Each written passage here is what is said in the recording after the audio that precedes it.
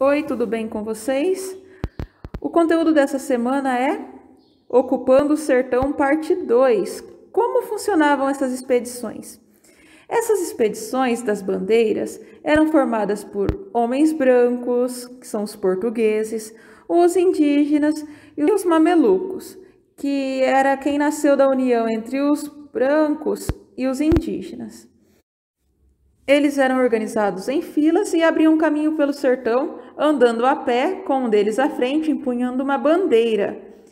Levavam também baús para carregar armas, redes para dormir, cobertores e as provisões, que eram o pão de farinha de guerra, que era uma farinha feita de mandioca e podia durar até meses. E essa alimentação também era completada com mel e peixes, além das caças que eles poderiam obter durante as viagens. Essas expedições também levavam as mulheres indígenas. Elas ficavam encarregadas de fazer as comidas, de produções de remédios para curar as feridas, mordidas de animais, quando necessário, é uma espécie de enfermeiras da época. E partindo do rio Tietê, onde está hoje o estado de São Paulo, os bandeirantes percorriam distâncias que chegavam a milhares de quilômetros, seguindo cursos de grandes rios. E foi assim que chegaram rumo ao sul, onde hoje é o atual Uruguai, e rumo ao norte, onde está o Pará, que é um estado brasileiro.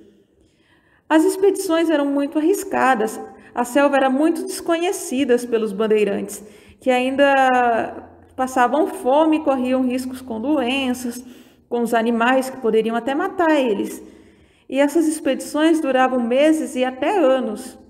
Antes de partir, os sertanistas pediam proteção nas igrejas e deixavam suas casas sob os comandos das suas mulheres. Eles partiam com a bênção de Deus. Um dos objetivos dessa expedição era aprisionar indígenas, que na época eram chamados de negros da terra, para serem vendidos como escravos.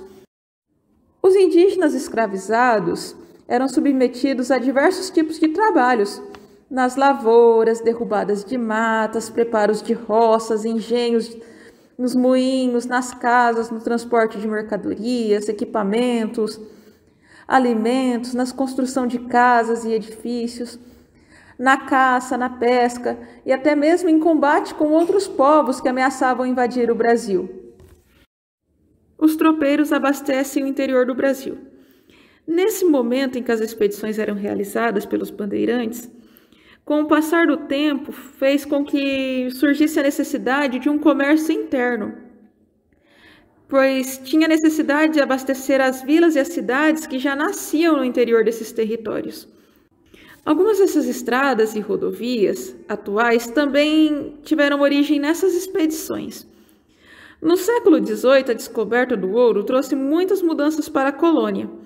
Só no ano de 1711, 3 novas vilas se formaram na região das Minas: Vila Rica de Sabará, Ribeirão do Carmo, atual Mariana, e Vila Rica, atual Ouro Preto.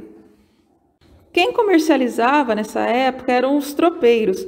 Os tropeiros eram pequenos grupos de homens que iam a cavalo levando mercadoria para serem trocadas ou vendidas no mercado no interior do Brasil.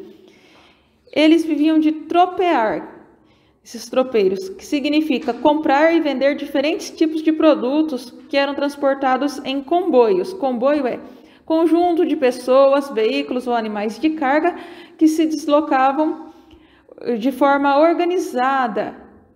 Eles eram conhecidos porque eram comboios de mulas.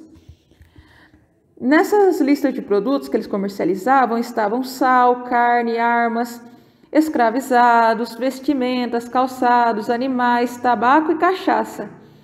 E também instrumentos utilizados para mineração e nos engenhos também eram comercializados.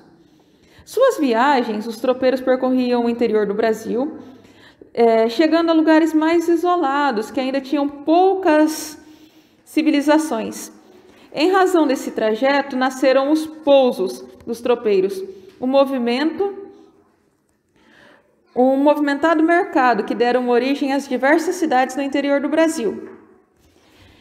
Entre setembro e outubro, os tropeiros partiam das áreas do sul do país e chegavam até Sorocaba, onde hoje é o atual estado de São Paulo.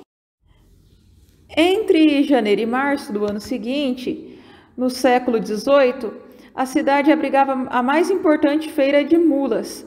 Ao parar para descansar, os tropeiros descarregavam os animais, acendiam fogueira e preparavam alimentos como feijão e carne seca, angu de milho, café bem quente e ainda pratos semelhantes ou iguais a que eles faziam parte da alimentação de muitos brasileiros até hoje. Aqui no sul do país, os tropeiros também deram origem à cidade de Lapa, que fica próxima à cidade de Curitiba, aqui no Paraná. Tchauzinho, até a próxima aula, com a finalização do conteúdo. A ocupação do sertão, parte 3, vida sertaneja.